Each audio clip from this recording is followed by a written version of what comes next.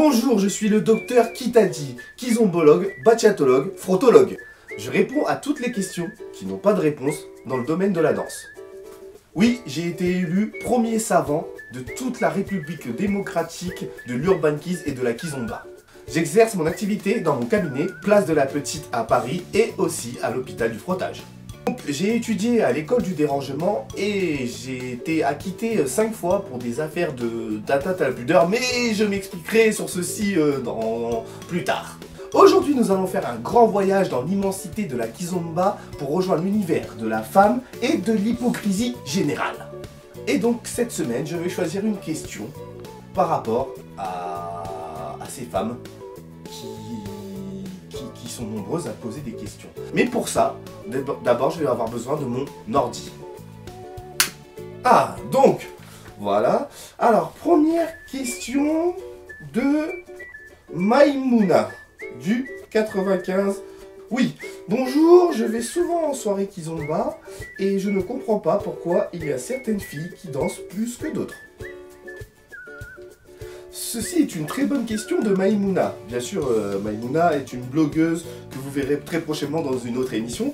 Et pour répondre à cette question, on va commencer dès maintenant. Tout d'abord, je vais vous dire comment j'ai procédé. Donc, on va traiter ce sujet, mais principalement du côté Urban Kiz, d'accord? Ça n'équivaut pas au monde de la Kizomba ou le monde latino. Donc, j'ai commencé ma thèse par des entretiens explorateurs avant de faire des travaux plus quantitatifs. En gros, j'ai demandé autour de moi. Donc, notre sujet ce soir est pourquoi y a-t-il des filles qui dansent plus que d'autres? Et après une étude longuement menée, voilà, j'ai été amené à mettre 4 catégories de filles. J'ai pu remarquer une certaine forme d'influence dans la psychanalyse féminine. Donc, notre première catégorie de filles est les filles très belles ou très bonnes. Ce genre de filles, vous voyez, se feront toujours inviter en soirée, peu importe leur niveau, car elles sont jugées par leur physique. La deuxième catégorie de filles sont les filles qui sont très peu vêtues ou qui semblent facilement accessibles. Donc ces filles, généralement, qui viennent pratiquement nues en soirée, sont très souvent invitées par les jeunes hommes, car peuvent caresser de la peau charnelle et peut-être amener à une conclusion un peu plus aboutie en profondeur après la soirée. Bien sûr, je ne dis pas que ces filles qui sont très peu vêtues sont forcément des filles très faciles ou de très petites vertus.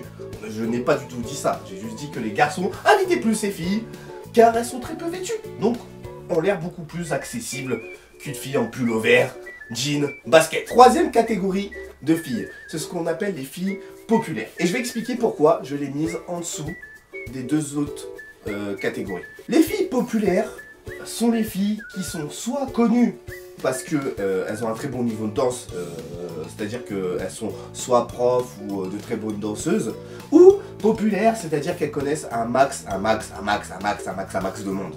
Pourquoi j'ai mis cette catégorie en troisième catégorie? Parce qu'on pourrait croire qu'elle serait en première catégorie. Ceci est complètement faux parce que le garçon cherchera toujours le potentiel partenaire sexuel, même avant la bonne danseuse. Je sais que certains garçons vont me dire « Oui, tu ne racontes que de la merde, moi je ne cherche pas forcément la bonne. » Stop! Voilà, je ne fais pas du cas par cas, je parle en général. Même si dans certains cas, hypocrisie. La quatrième catégorie, c'est la catégorie que j'appelle la catégorie des hyènes, des louves. Donc, ces filles-là sont des filles qui, en soirée, ne laissent pas le temps aux autres filles. Elles vont chercher les danseurs, elles s'en battent les couilles. C'est-à-dire que elles vont chercher les danseurs, ce qui, normalement, toute fille devrait faire, aller chercher les danseurs pour danser. Si tu as envie de danser, il faut aller chercher. Et ces filles-là, elles ont aucun scrupule. Aucun état d'âme, ce sont des démons, il faut les brûler, faut les tuer. Bien sûr que non, il ne faut pas les brûler ou les tuer, ce sont bien sûr...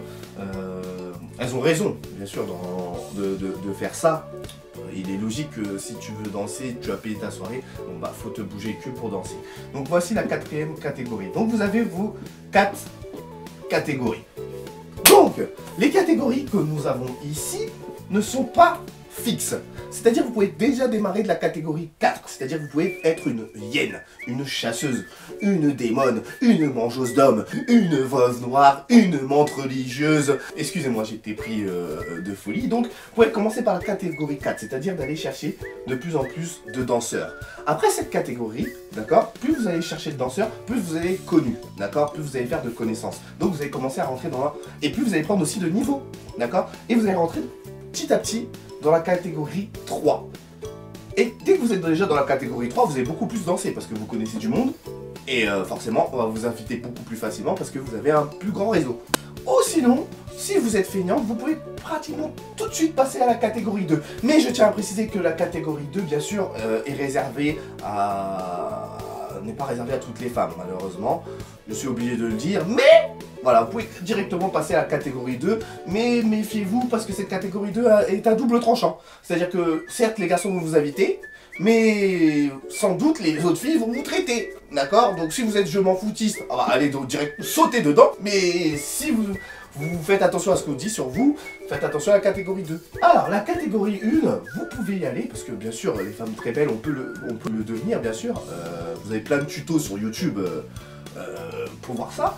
Et vous pouvez devenir, par exemple, si vous avez un compte en banque très fourni, et j'ai un collègue qui travaille dans le bâtiment et aussi chirurgien plastique, il peut vous refaire tout pour une modique somme de 150 000 €.